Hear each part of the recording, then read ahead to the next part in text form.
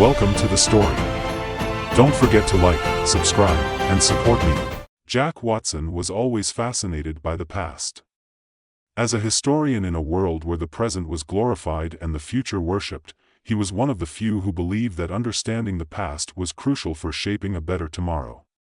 In this advanced age, where technology had erased most secrets, Jack's work had become more about analyzing data than discovering new truths. That is, until the day he stumbled upon the recording that would change everything, the time echo, a revolutionary device capable of capturing sounds from the past, had become a standard tool in historical research. Through this technology, historians like Jack could listen to the whispers of history, piecing together events with an accuracy that their predecessors could only dream of. Jack had used it countless times, replaying the sounds of ancient markets, forgotten wars, and long-dead political speeches. But this time was different. This time, the echo had captured something that no one was meant to hear. It began as an ordinary day in the archives. Jack was combing through records of a centuries-old conflict known as the Forgotten War. Officially, it had been a minor skirmish, a footnote in history, but something about it had always bothered Jack. The war had erupted suddenly, consumed hundreds of thousands of lives, and then vanished from the collective memory, leaving behind a trail of inconsistencies and half-truths. Jack had never been satisfied with the explanations given in textbooks. As he sifted through the echoes of battlefield orders and soldiers' laments, a new sound caught his attention. It was faint, almost drowned out by the noise of the war, but unmistakably there, a conversation held in secret, away from the chaos of the front lines. Jack isolated the sound, enhancing it until the voices became clear. What he heard made his blood run cold. The conversation was between several high-ranking officials, strategizing not just about the war, but about its true purpose. They spoke of a failed experiment, a biological weapon designed to give their nation an edge in the impending global conflict. But the weapon had backfired, killing thousands of their own citizens instead of the enemy. The war, it turned out, was a cover-up, a way to hide the catastrophic mistake and shift the blame onto their rivals. And the mastermind behind the cover-up? None other than Charles Watson, Jack's own great-grandfather. Jack couldn't believe what he was hearing. His great-grandfather had been revered as a hero, a man who had saved their nation from ruin. To discover that he had not only been involved in such a heinous plot but had orchestrated it was unthinkable. The weight of the truth pressed down on Jack's shoulders, threatening to crush him. He played the recording over and over, hoping to find some mistake, some detail that would exonerate Charles. But there was none. The evidence was irrefutable. For days, Jack wrestled with his conscience. On one hand, he had a duty to history, to truth. On the other, this truth could destroy his family's legacy, and worse, it could destabilize society. The Forgotten War was a cornerstone of their history, taught in schools as a noble sacrifice for the greater good. To reveal the truth now could lead to widespread distrust in the government, in their entire system of values. Jack sought advice from his colleague, Sarah, an ethicist who had always been his sounding board. Over coffee in the quiet of her office, he laid out everything he had discovered. Sarah listened intently, her face a mask of concern. When Jack finished, she sat back in her chair, considering her words carefully. Jack, you have to understand what's at stake here. If you go public with this, it's not just your family that will be affected. This could shake the very foundation of our society. People rely on history to give their lives meaning, to justify the world they live in. If you pull this thread, the whole fabric could unravel. But it's the truth, Sarah. How can I just bury it? I'm not saying you should. But you need to weigh the consequences. Are you prepared to live with what happens next? Once this genie is out of the bottle, there's no putting it back. Jack knew she was right. He had always believed in the power of truth, but he had never faced a truth so dangerous, so capable of tearing apart everything he held dear. That night, he couldn't sleep. The faces of the people who would be affected by his decision haunted him. He saw the students who would lose faith in their education, the families who would question the sacrifices of their ancestors, the leaders who would be branded as villains instead of heroes. And in the center of it all, he saw his great-grandfather, the man he had admired his entire life, revealed as a monster. The next morning, Jack made his decision. He would tell the truth. He couldn't live with himself if he didn't. The world had a right to know, no matter the cost. He spent the next week compiling his research, organizing the evidence, and preparing a report that would leave no room for doubt. When he was ready, he scheduled a public lecture at the National Historical Society, inviting scholars, journalists, and government officials to attend. The day of the lecture, the hall was packed. Jack stood at the podium, looking out at the sea of expectant faces. His hands trembled as he adjusted the microphone, but his voice was steady as he began. He spoke of the forgotten war, of its official narrative, and then, with the weight of history pressing down on him, he revealed the truth. He played the recording, letting the voices of the past echo through the room. There was a collective gasp as the magnitude of the revelation sank in. When Jack finished, the room was silent. No one knew how to respond. The truth was too shocking, too raw. Finally, a voice from the back of the room broke the silence. What happens now? It was a question Jack had asked himself countless times. He didn't have an answer. He could only hope that the truth, once known, would lead to healing, not destruction. But as he left the stage, he couldn't shake the feeling that he had set something in motion that was beyond his control. In the days that followed, the fallout was as severe as Jack had feared. Protests erupted as people demanded answers, accusing the government of lies and cover-ups. History books were pulled from shelves, and schools suspended their lessons on the forgotten war. Jack's family was harassed, their home vandalized by those who felt betrayed by the revelation. But amid the chaos, there were also those who thanked Jack, who saw his actions as a necessary step towards a more honest society. As the dust began to settle, Jack found himself at a crossroads. The National Historical Society had revoked his membership, and his reputation was in tatters. Yet, he felt a strange sense of peace. He had done what he believed was right, even though it had cost him everything. He had faced the truth and had not turned away. One evening, as Jack was packing up his office, he received an unexpected visitor. It was a representative from the government, a woman in a crisp suit who introduced herself as a liaison from a new research initiative. She handed Jack an envelope, her expression unreadable. "We've been watching your work, Mr. Watson. We believe you have a unique perspective that could be valuable for a new project we're undertaking. It involves understanding the implications of historical truth in shaping future policies. We'd like you to be a part of it." Jack opened the envelope and scanned the contents. It was an invitation to join a think tank focused on the ethical implications of time-related technologies. As he read, a sense of purpose began to stir within him.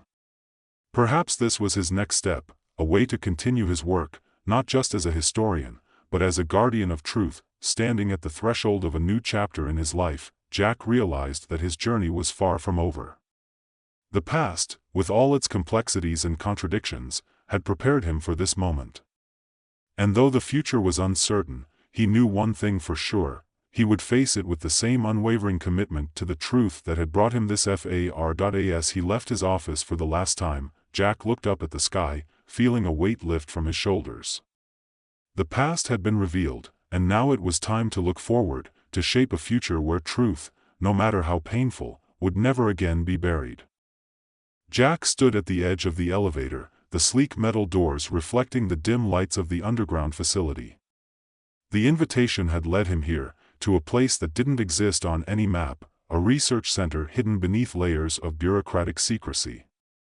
As the elevator descended, the hum of machinery grew louder, the air thick with the scent of ozone and something else, something ancient, like dust left undisturbed for centuries. When the doors finally slid open, Jack was greeted by a sterile hallway, its walls lined with screens displaying data streams in languages he didn't recognize. A young woman in a lab coat approached him, her expression professional but distant. "Mr. Watson, welcome to the Temporal Ethics Division," she said, her voice echoing slightly in the narrow corridor. "We've been expecting you. Please follow me." Jack nodded, falling into step beside her as she led him deeper into the labyrinthine complex. The air was cooler here, and the lighting dimmer, casting long shadows that seemed to move on their own. Jack felt a shiver run down his spine, though he couldn't tell if it was from the cold or something else, an unease that had been growing since he accepted the government's offer. They passed several rooms, each one filled with equipment and personnel focused on tasks Jack couldn't begin to understand. There were chambers with what looked like suspended particles, held in place by beams of light, rooms where figures in protective suits manipulated holographic interfaces with precision, and a large auditorium where a group of scientists appeared to be debating heatedly, their voices muffled through the thick glass. Finally, they arrived at a door marked with a simple, "Conference Room A." The woman swiped a card, and the door slid open, revealing a spacious room with a large oval table at its center. Around it sat a group of people, some Jack recognized from his years in academia, others who were unfamiliar, their faces drawn with the weight of their work. Mr. Watson, a tall man at the head of the table, stood, extending his hand. "I'm Dr. Harrison Clark, head of the Temporal Ethics Division. It's an honor to have you here." Jack shook his hand, noting the firm grip and the way Clark's eyes seemed to study him, as if assessing more than just his handshake. "Thank you, Dr. Clark. I'm still not entirely sure why I'm here, though." Clark smiled, though it didn't quite reach his eyes. "All in good time. Please, have a seat." Jack sat down, glancing around the table. The others were watching him with a mix of curiosity and expectation, as if they were waiting for him to say something profound. But Jack was tired, the weight of recent events still pressing on his mind. He had revealed the truth, and in doing so, had opened a Pandora's box of uncertainty. What could they possibly want from him now? "We've been following your work closely," Clark began, taking his seat again. "Your recent revelations about the Forgotten War, in particular, caught our attention. It's not often that someone uncovers a truth so deeply buried, especially one with such profound implications for our society." Jack shifted in his seat, feeling the scrutiny of the room. "I did what I thought was right. The truth needed to come out, no matter the consequences." "Indeed," Clark nodded. "And that's precisely why you're here. You've shown a remarkable ability to navigate the complexities of historical truth and its impact on the present. What we're dealing with here at the division requires that same level of discernment, perhaps even more." Jack frowned, unsure of where this was leading. "What exactly are you dealing with?" Clark exchanged a glance with the woman who had escorted Jack, who now took a seat beside him. "Temporal manipulation," Clark said finally. "Specifically, the ethical implications of altering time itself." Jack blinked, his mind racing to catch up with the words. "Altering time? Are you saying—" "Yes," Clark interrupted, his tone serious. "We've developed technology that allows us to interact with time in ways previously thought impossible. The time echo was just the beginning, a way to observe the past. But now, we're on the brink of something far greater, a method to influence events, to change outcomes." Jack's heart pounded in his chest. The implications were staggering. But, changing the past? That could have catastrophic consequences. "You're talking about rewriting history, altering the very fabric of reality." "Precisely," Clark said, leaning forward. "And that's why we need someone like you. Someone who understands the weight of truth, who has already faced the moral dilemmas that come with uncovering hidden realities. We need you to help us navigate this new frontier, to ensure that whatever changes we make, if any, are done with the utmost caution and ethical consideration." Jack was silent, absorbing the enormity of what was being asked of him. He had always seen himself as a guardian of the past, someone who brought truth to light. But this was different. This was not just about uncovering the past, it was about shaping it. "What exactly do you want me to do?" Jack asked finally, his voice steady despite the turmoil inside him. Clark gestured to the woman beside him. This is Dr. Evelyn Shaw, our lead temporal physicist. She'll brief you on the specifics, but in essence, we want you to be part of a special task force, a team dedicated to exploring the ethical dimensions of temporal intervention. You'll be working closely with our scientists, helping to assess the potential impacts of any proposed changes, ensuring that we proceed with caution. Dr. Shaw turned to Jack, her eyes sharp and intelligent. We've already identified several key points in history where intervention could yield significant benefits. But each one comes with risks, some of which are impossible to predict. Your expertise in historical analysis and ethical reasoning will be invaluable in guiding our decisions. Jack hesitated, the weight of the decision pressing down on him. And what if I believe that no intervention is justified?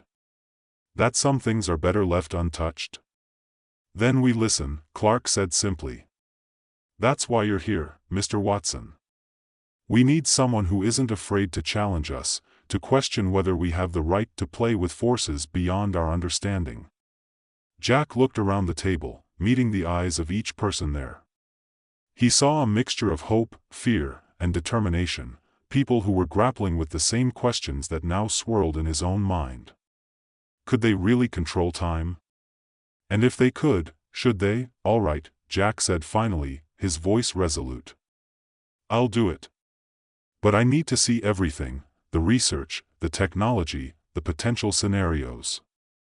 If I'm going to be part of this, I need to understand exactly what we're dealing with. Clark nodded, relief evident on his face. Of course. Dr. Shaw will give you a full briefing. And remember, this isn't just about science. It's about ensuring that whatever we do it with the full understanding of the consequences. As the meeting concluded and the others filed out, Dr. Shaw led Jack to a smaller, more intimate room lined with screens and displays. She began to explain the technology they had developed, the breakthroughs that had made temporal manipulation possible, and the scenarios they were considering for intervention. But as Jack listened, his mind kept returning to the same question: was this the right path? Could they really control something as vast and unpredictable as time, or were they playing with forces that could ultimately consume them all? The more he learned, the more the lines between right and wrong, past and present, began to blur. And as he delved deeper into the world of temporal ethics, Jack realized that the truth he had fought so hard to uncover was only the beginning.